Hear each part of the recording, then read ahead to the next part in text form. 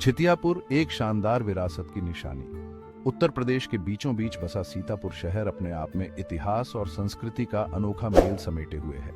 यह शहर जो आज सीतापुर के नाम से जाना जाता है, कभी छितियापुर के नाम से मशहूर था। इसका नाम यहाँ के महान राजा महाराजा छीतापासी के नाम पर रखा गया था। महाराजा छीतापासी एक बहादुर और न्यायप्रिय राजा थे। उन्होंने छितियापुर को अपनी राजधानी बनाकर इसे समृद्धि और वैभव की ऊंचाइयों तक पहुंचाया। उनके राज्य में छितियापुर कला, संस्कृति और व्यापार का बड़ा केंद्र बन गया था। आज भी सीतापुर की अलग अलग जगहों पर महाराजा छीतापासी के समय की झलक देखने को मिलती है। उनके द्वारा बनवाए गए किले, मंदिर और दूसरी इमारतें उस समय की भव्यता और वैभव की कहानी बताती हैं। महाराजा छीतापासी बहादुरी और साहस की मिसाल। महाराजा छीतापासी एक कुशल योद्धा और दूरदर्शी राजा थे। उन्होंने अपनी बहादुरी और साहस से अपनी प्रजा के दिलों पर राज्य किया। उनका नाम इतिहास में वीरता और न्याय के प्रतीक के रूप में लिखा गया है। महाराजा छीतापासी ने अपने राज्य में कई जरूरी काम किए।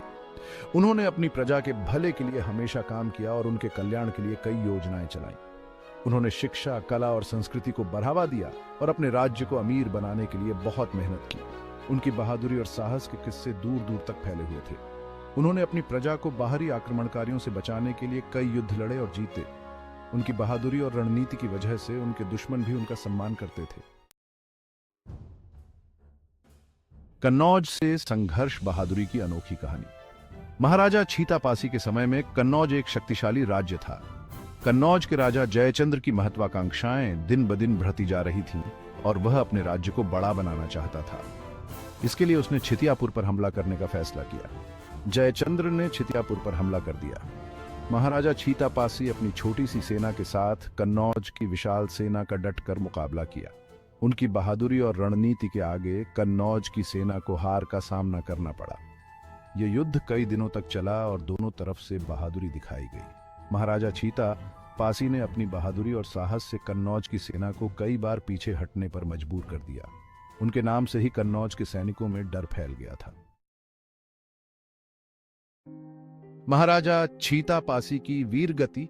एक युग का अंत कन्नौज के साथ युद्ध में महाराजा छीतापासी ने असाधारण वीरता दिखाई। वे अपनी छोटी सी सेना के साथ कन्नौज की विशाल सेना का डटकर मुकाबला कर रहे थे, लेकिन किस्मत को कुछ और ही मंजूर था। युद्ध के दौरान महाराजा छीतापासी बुरी तरह घायल हो गए। इतना घायल होने पर भी उनकी बहादुरी में कोई कमी नहीं आई और वे अंतिम सांस तक बहादुरी से लड़ते रहे। उनकी वीरता और बलिदान ने इतिहास में उनका नाम सुनहरे अक्षरों में लिखवा दिया। महाराजा छीतापासी की मृत्यु की खबर सुनकर उनकी प्रजा में दुख की लहर दौड़ गई। उनके जाने से छितियापुर ने अपना एक बहादुर और न्यायप्रिय राजा खो दिया, लेकिन उनका बलिदान बेकार नहीं गया।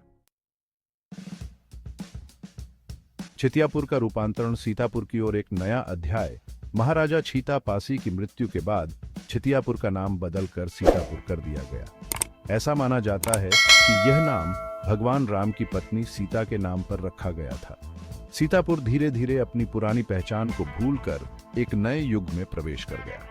मुगल शासन के दौरान सीतापुर ने अपना महत्व बनाए रखा। यह शहर अपनी उपजाऊ जमीन और सामरिक महत्व के कारण मुगल शासकों के लिए खास महत्व रखता था। मुगल शासन के दौरान सीतापुर में कई खूबसूरत इमारतों और बागों का निर्माण हुआ। अंग्रेजों के शासनकाल के दौरान सीतापुर अवध प्रांत का हिस्सा बन गया। 1857 के पहले स्वतंत्रता संग्राम में सीतापुर के वीर सपूतों ने बार आयशा चढ़कर हिस्सा लिया था। आजादी के बाद सीतापुर उत्तर प्रदेश का एक महत्वपूर्ण जिला बन गया। विरासत का संरक्षण। इतिहास को जिंदा रखने का प्रण आज भी सीतापुर में महाराजा छीतापासी की विरासत को संजो कर रखा गया है। उनके द्वारा बनवाए गए किले के अवशेष आज भी उनकी वीरता और शौर्य की कहानी सुनाते हैं। हालांकि समय के साथ साथ ये ऐतिहासिक धरोहरें टूटती फूटती जा रही हैं। इन धरोहरों को बचाने के लिए सरकार और स्थानीय लोगों द्वारा कोशिशें की जा रही हैं।